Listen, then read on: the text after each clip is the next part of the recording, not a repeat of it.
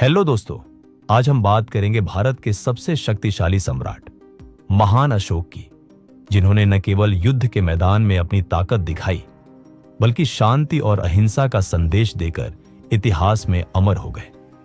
ये कहानी है एक ऐसे राजा की जिसने तलवार से लेकर बुद्ध के मार्ग तक का सफर तय किया।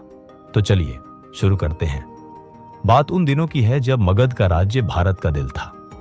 सम्राट बिंदुसार मौर्य वंश के दूसरे बादशाह थे, जिनके घर में 304 ईसा पूर्व के आसपास एक बालक ने जन्म लिया। नाम रखा गया अशोक। ये वही अशोक था जो आगे चलकर सम्राट अशोक मौर्य के नाम से विश्वविख्यात हुआ। अशोक की मां रानी सुभद्रांगी एक साधारण परिवार से थी, लेकिन उनका हौसला और प्रेम इतना बड़ा था कि उन्होंने अपने बेटे में वह जुनून भरा जो बाद में पूरे भारत को रोशन कर गया। बचपन में अशोक अपने भाइयों के साथ खेलता, लेकिन उसकी आंखों में कुछ अलग ही चमक थी, जैसे एक सपना, एक मकसद। पाटलिपुत्र के शाही तालाब के किनारे अशोक अपने भाइयों के साथ तलवारबाजी सीखता। उसका बड़ा भाई सुसीम, जो बिंदुसार का वारिस माना जाता था, हमेशा उससे आगे रहना चाहता। लेकिन एक दिन तलवारबाजी के दौरान अशोक ने सुसीम को ऐसी पटकनी दी कि सब हैरान रह गए। लोग सोचने लगे, यह छोटा सा शहजादा इतना तेज कैसे? अशोक का बचपन सिर्फ खेल कूद तक सीमित नहीं था। उसे आचार्य चाणक्य जैसे गुरु से शिक्षा मिल रही थी, जिन्होंने चंद्रगुप्त मौर्य को मगध का सम्राट बनाया था। चाणक्य अशोक से कहते, एक बादशाह का दिल उतना ही मजबूत होना चाहिए जितनी उसकी तलवार। यह बात अशोक के दिल में घर कर गई। जब अशोक जवान हुआ तो उसकी शक्ति और बुद्धि की चर्चा हर तरफ होने लगी। बिंदुसार ने उसे टैक्सिला, आज के पाकिस्तान के पास, भेजा, जहां विद्रोह हो रहा था। टैक्सिला उस समय का एक बड़ा व्यापारिक और सांस्कृतिक केंद्र था, लेकिन वहां के लोग मगध के खिलाफ बगावत कर रहे थे। अशोक अपनी छोटी सी सेना लेकर वहां पहुंचा।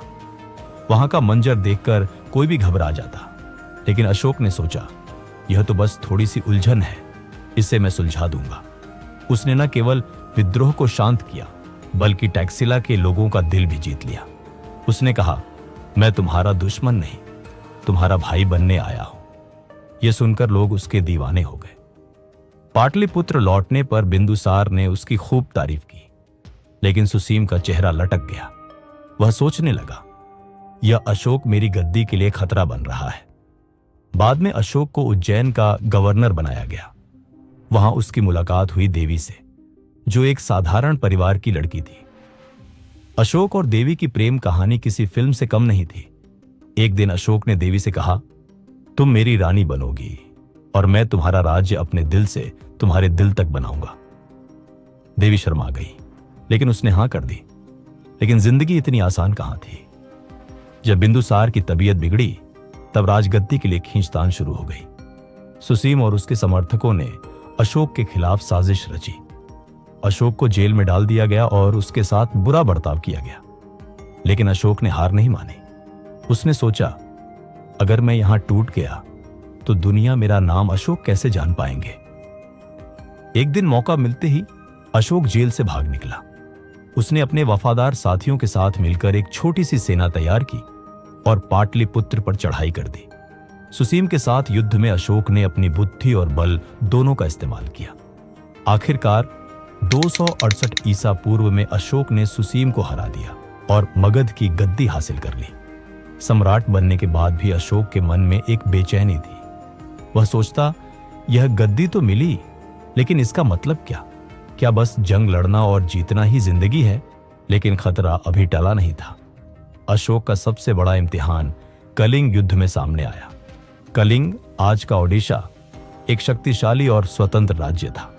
अशोक ने सोचा, अगर मैं पूरे भारत को एक करना चाहता हूं तो कलिंग को जीतना जरूरी है। 261 ईसा पूर्व में अशोक ने अपनी विशाल सेना के साथ कलिंग पर हमला कर दिया।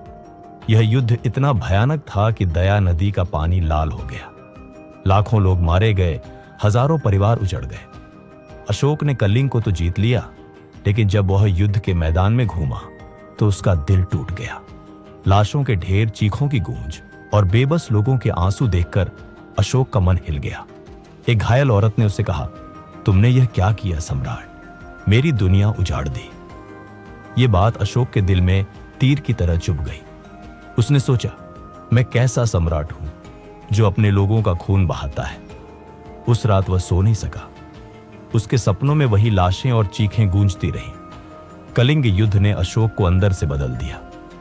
उसने फैसला किया कि अब वह तलवार नहीं, शांति का झंडा उठाएगा।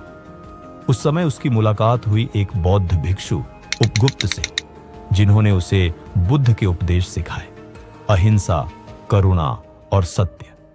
अशोक ने सोचा, यही वह मार्ग है जो मेरे दिल को सुकून दे सकता है। अशोक ने बौद्ध धर्म अपनाया और अपने राज्य में इसके सिद्धांतों को फैलाना शुरू किया। उसने अपने लोगों से कहा, अब न कोई जंग होंगी और न किसी का खून बहेगा। हम सब एक परिवार हैं और एक दूसरे का ख्याल रखेंगे। उसने अपने शिलालेखों में लिखवाया, सब लोग मेरे बच्चे हैं और मैं उनका बाप हूं। यह सुनकर लोगों का दिल पिघल गया। अशोक ने बौद्ध विहार बनवाए, सांची का स्तूप जैसे ऐतिहासिक स्थल बनवाए जो आज भी उसकी याद दिलाते हैं।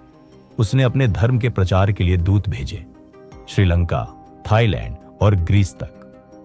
श्रीलंका में अशोक के बेटे महेंद्र और बेटी संघमित्रा ने बौद्ध धर्म को फैलाया।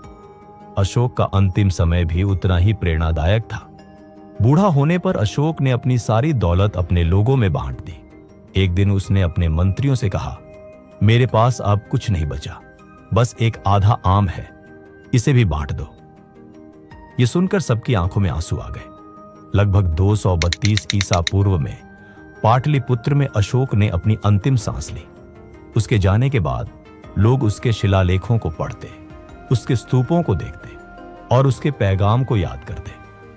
अशोक के बाद मौर्य वंश कुछ समय तक चला, लेकिन वह चमक कभी नहीं लौटी जो अशोक के समय थी। आज भी जब हम अशोक के शिलालेख पढ़ते हैं या सांची का स्तूप देखते हैं तो उनका पैगाम गूंजता है, शांति, प्यार और एकता। भारत की गलियों में लोग कहते हैं, अशोक जैसा कोई नहीं जिसने जंग जीता और दिल भी। उनके अशोक चक्र को हम अपने तिरंगे में देखते हैं और उनके सिद्धांत आज भी हमें जीने का तरीका सिखाते हैं। तो दोस्तों, यह थी सम्राट अशोक की कहानी। एक ऐसा सफर जो युद्ध के मैदान से शांति के मार्ग तक गया, और एक ऐसा नाम जो आज भी भारत के दिल में जिंदा है। वीडियो पसंद आई तो लाइक करें और अपने दोस्तों के साथ शेयर करें। अगली कहानी किस टॉपिक पे चाहिए नीचे कमेंट करके लिखें। तब तक के लिए जय हिंद।